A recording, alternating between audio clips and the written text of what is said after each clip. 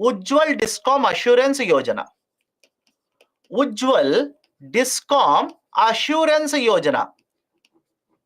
Right? That is basically Uday scheme. Ujjwal Discom Assurance Yojana. In short, Uday scheme. And what was the concept of Uday scheme? Very simple logical understanding. Under Uday scheme, the discoms which have incurred losses, they will be compensated. The losses will be taken up by the state government. Very simple argument. The losses of the discoms will be taken by the state government. And for the state government to take over the losses of the discom, the state governments were allowed to issue Uday bonds in the market.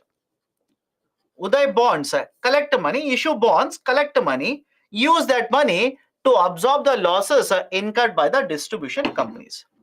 This scheme was actually implemented by the central government, but under the Uday scheme, targets were given. What kind of targets? The gap between ACS and ARR must be reduced to 0. All of you understand what is the importance of this? I'll repeat it again. The gap between ACS and ARR must be reduced to 0. And the AT&C losses, which are very high, should be reduced, should be brought down below 18%, below 17% like this. These targets were not met by the states. Right? They were not able to meet these targets. And that is the precise reason Ujjwal Discom Assurance Yojana, the time period is over now, and now they have implemented revamped distribution sector scheme. They have implemented revamped distribution sector scheme, RDSS. Now, what is the logic of RDSS? Please understand. Under RDSS, central government will provide assistance to the states. They will provide assistance. Even under Uday, if you become a part of Uday, they would provide assistance to you. So under RDSS, center will provide assistance to the states in order to address the issue in the distribution companies. Provided, please remember this, provided the state government will prepare a plan how to reduce AT&C and how to reduce the gap between ARR and ACS. Annual targets will have to be prepared by the state government. The targets will have to be submitted to the center. If you meet the targets, only then the amount will be given to you. Is the logic okay? If you meet the target, only then assistance will be provided to you by the central government. If you do not meet the targets that you only have set up, central government will not give you any kind of assistance. That is the importance of revamped distribution sector scheme. AT&C losses are to be reduced to 12 to 15% by 24 and 25. The gap between ACS and AR to be reduced to 0. Improve the quality, reliability, affordability of power supply. It will be implemented till 25 and 26. And earlier schemes, there were multiple earlier schemes. For example, there was a scheme by the name of DDU-GJY, Deen Dayal Upadhyay Gram Jyoti Yojana. This has been brought under RDSS now, right? IPDS Integrated Power Distribution Scheme. This also has been brought under RDSS. So you do not worry about these schemes. Remember, these are part of RDSS now. These are not separate schemes. So this is the first reform, RDSS. Second reform, PM Saubhagya Yojana. PM Saubhagya Yojana. Pradhan Mantri Sahaj Bijli Har Ghar Yojana. PM Saubhagya. Under PM Saubhagya, government will provide free electricity connection. I repeat, government will provide free electricity connection to identified households. The argument of Government of India was that many of the houses will not be able to afford the charges to get electricity connection. Is it okay? I'll repeat it again. Many of the houses will not be able to pay charges to get electricity connection.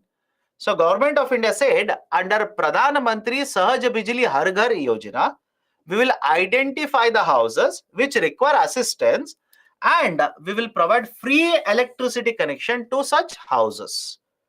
And which is the agency, which is the nodal agency for implementation of PM Saubhagya? Rural Electrification Corporation. REC, Rural Electrification Corporation, is the agency for implementation of PM Saubhagya Yojana. Right? This is the second very important reform. Third very important reform, LED program. National LED program. Right? Under National LED program, we want to replace all the incandescent earlier bulbs with LED bulbs, light emitting diode, LED bulbs. All the earlier incandescent bulbs, I want to remove them, and I want to put LED bulbs in place of incandescent bulbs.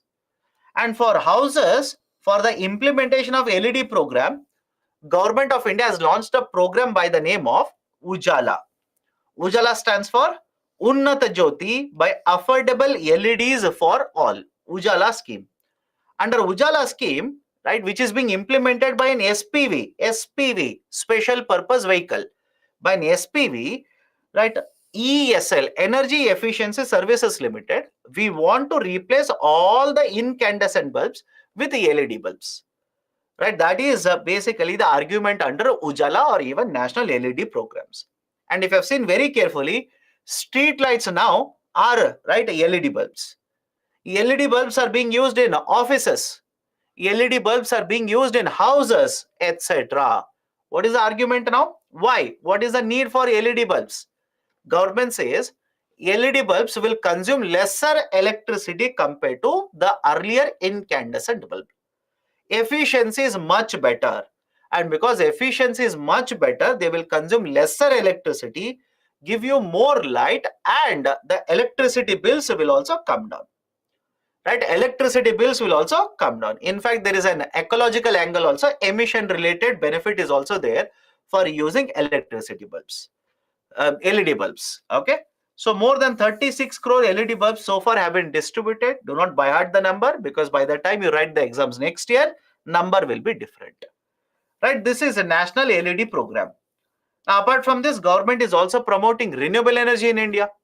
Government is basically Government of India set up a target of 175 gigawatts of renewable energy, that is solar, right, wind, thermal, not thermal, thermal is not renewable, solar, wind, hydro, and bio. Right, these are the four components that are covered under the renewable energy. 175 gigawatts of renewable energy capacity by 2022. We have not been able to achieve it. It is more than 100 gigawatts in India today. But by 2030, now Government of India says they want to have 500 gigawatts of renewable energy. That is the target which has been set up by Government of India as of now. Done? Right. So these are some of the very important, right? These are some of the very important initiatives of Government of India, right, in order to promote power sector, renewable energy, or electricity sector in India. Right. And again, please understand this. Before I go forward, please remember this. Most of what I'm discussing under infrastructure is purely current affairs. I repeat, most of what I'm discussing under infrastructure is purely current affairs. You will not find these concepts in the book. Do not waste your time. And whatever is given in the book, as far as I'm concerned, most of it is not relevant for UPSC. For example, many of the books have given you how many national highways are there in India. What is the length of a national highway? Which is right, a national highway running left to right, right to left, top to bottom, bottom to top, right, etc., etc. As far as I'm concerned, it is of no use for UPSC exam. Okay. Now, next, I want to discuss the concept of railways. Right, I want to discuss the concept of railways. In case of railways, please understand what are the important points. Point number one: Indian Railways is a departmental undertaking. Indian Railways is a departmental undertaking. What do you mean by departmental undertaking? Government of India has set up an authority, that is a ministry, to operate railways, to operate Indian Railways. And right, it is through this department that the government will implement all of its policies regarding Indian Railways. Until very recently, I repeat, until very recently, private sector was not allowed to operate railways in India. But today, Today, the fact is that government is allowing private sector even in the operation of railways. India has the fourth largest railway network in the world, fourth largest. In fact, some books will say fifth largest, some books will say fourth largest. The latest ranking is fourth largest. But again, as far as I'm concerned, do not by heart this number, because by the time you write the exam, ranking might have changed. Right, the largest railway networks in the world, the top three are China, Russia, and USA. Right, the top is USA, followed by Russia, followed by China. Then the fourth largest is basically the Indian Railways. Now there are two segments in Indian Railways. There are two segments. There are two parts of Indian Railways. One is called as a passenger segment. Second one is called as a freight segment. Passenger basically means customers, individuals such as you and me. Whereas a freight basically means any type of material or goods. Any type of material or goods. Now, before you people ask me, sir, why do we use the term freight? Why can't we directly use the term goods here? Please understand, can we transport, right? Imagine if I'm a manufacturer, can I transport this bottle using railways? Yes or no? I'm a manufacturer. I will manufacture a lot of these bottles. I will use railways to transport it. Of course, yes. Can we use right railways for the transportation of coal? Think of it. Can we use railways to transport coal? Of course, yes. Coal is not a good, but I hope you understand. Coal is not a good, right? Coal is basically an input. It's a raw material. So that's a reason, right? We generally use the term freight in case of railways. We use the term freight. A freight transportation means transportation of a material, transportation of a goods, etc., etc. So there are two components in the railways. One is called as a passenger transportation. Second one is a freight transportation. Okay. Now again, right, many of you are adding to what I'm right explaining here, sir. Right, rice is transported, sir. Crude oil is transported, sir. This is transported. Of course, yes, I know that. But you should basically understand, why do we use the term freight? Why not directly use the term goods? Goods is a very narrow term. Freight means you can transport anything else apart, in addition to goods also. Okay. Now, what are the issues in railways? What are the problems in the railway sector? Point number one, proportion of freight transportation in railways is declining. What do you mean by this? Please listen to me very carefully now. We can transport, right? We can use different modes of transportation in India. The modes of transportation are: one, roadways can be used. All of you okay with this? We can transport using roadways. We can use waterways also. We'll discuss waterways tomorrow, don't worry. We can use waterways also for transportation. We can use railways also for transportation. In fact, we can use even airways. That is basically the civil aviation market, right? So civil aviation market can also be used for transportation. But that is very costly, and the proportion is very, very negligible. So focus on railways, waterways, and roadways. If you look at how much of the goods we are transporting in India, how much freight we are transporting using roadways, waterways, and railways, most of it is done using roadways in India. I repeat, most of it is done using roadways. More than 50 to 60% is done through roadways. Somewhere around 30%, I repeat, somewhere around 30% is done through railways, and somewhere below 10% is done through waterways. I hope you understand. I'll repeat it again. Most of it, that is around 50 to 60% is done through roadways, around 30% is done through railways, and around 10%, less than 10% is done through waterways. But please remember this, out of all the three, the most efficient mode of transportation is waterways. I repeat, most efficient mode of transportation is waterways. Efficient in terms of what? Efficient in terms of emission. Efficient in terms of emissions. Emissions caused in waterways is the lowest. What the cost factor? The cost factor in case of waterways is 1/6 to 1/7 compared to other modes. That is the precise reason. That is the precise reason waterways mode of transportation is actually preferred. But understand, in case of India, historically we have not developed waterways.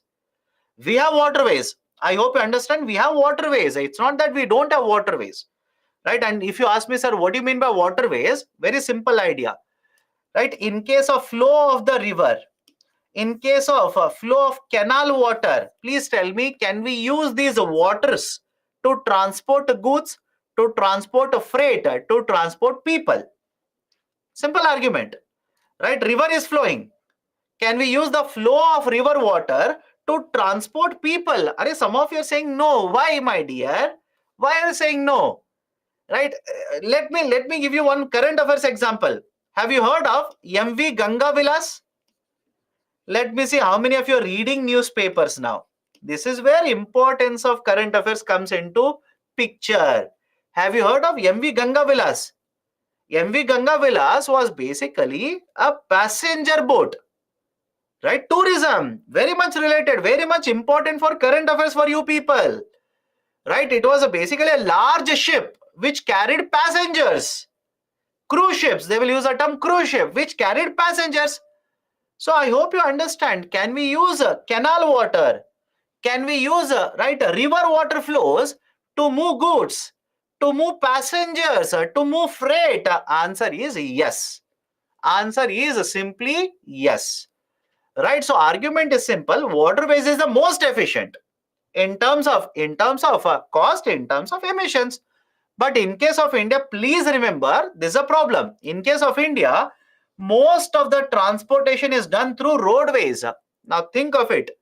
If you use roadways for most of the transportation of freight, costly, right? Don't you think it will be costly affair for us?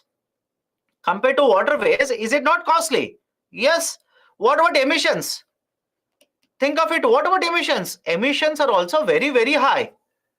Can I say this is a structural problem related to India's infrastructure and transportation? Think of it. Can I say this is a structural problem? Structurally, fundamentally, it's a wrong.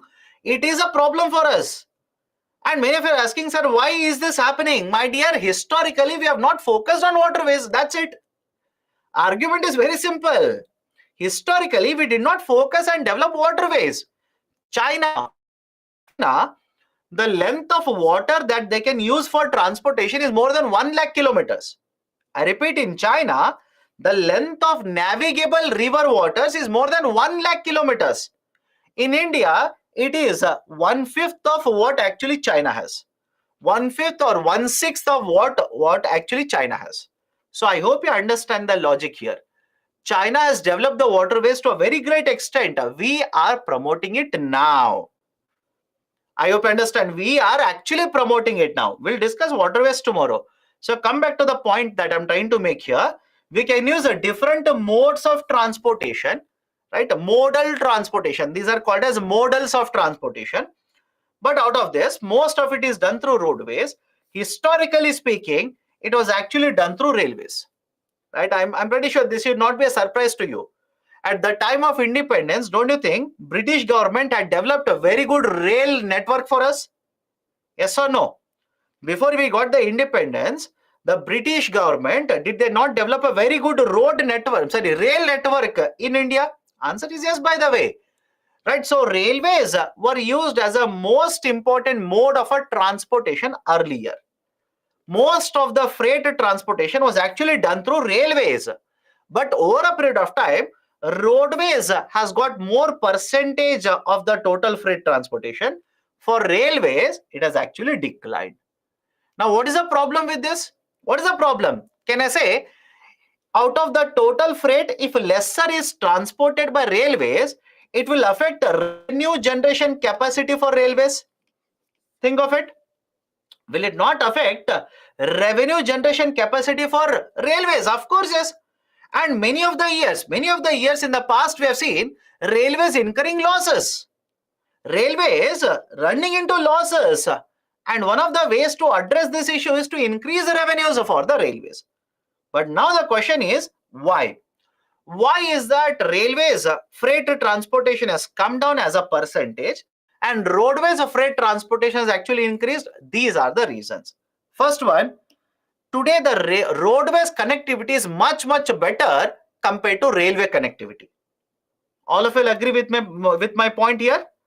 Today, if you compare how much is the railway connectivity with road connectivity, don't you think road connectivity for most part of India is much better compared to railway connectivity?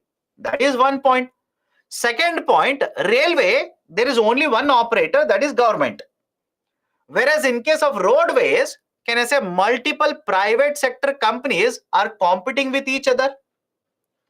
All of you okay with this point? I'll repeat it again. In railways, one operator, Government of India, kind of a monopoly.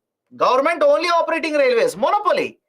Whereas in case of roadways, can you see multiple companies, private sector companies competing to provide transportation services to you? That is better for us. As a customer, competition is always good for me. Third one, you want to transport goods using railways. You will have to go to railway station, deal with government officials. Now, please do let me know, do you think dealing with government officials to transport anything through railways, is it going to be a very easy thing for you? A cakewalk? You went into the government office, the government officials were waiting with a cup of tea for you, a chai for you, cup of chai. They will give you, they will only fill in all the form, right? They will do every work for you. Have you ever experienced that in a government office? But on the other side, private sector, let me know, private sector companies, will they not make it very easier for you to transport goods? For example, they will take care of most of the paperwork. They will ask you to just have a look into it. They will provide labor services. They will load the goods into, right, let's say they will only bring labor, load the goods into a truck. They will take it to a warehouse. They will unload the goods there. Right? Most of these services are provided by the private sector company. Whereas in case of railways, let me ask you a very simple question. How many of you have transported your vehicle through railways? Let me see. Let me see how many of you have actually experienced how easy it is to transport goods using railways. How many of you have transported the vehicle using railways? Anybody, Baba? Nobody is answering.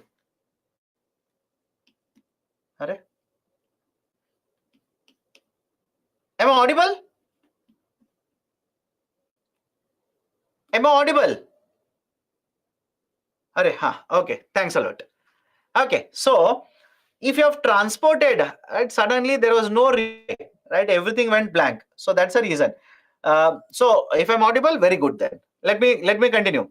So if you have used railways to transport a product, a vehicle, etc., was it easy? Was it easy? Right? They will ask you to empty the fuel. They will ask you to get all the documents. They will ask you to get the original photocopy. Then they'll say photocopy is not clear. Get one more document, etc. So I hope you understand. It's very difficult to deal with government officials. On the other side, private sector, it is very easy. These are some of the reasons why transportation through roadways has caught on, has increased compared to transportation using railways.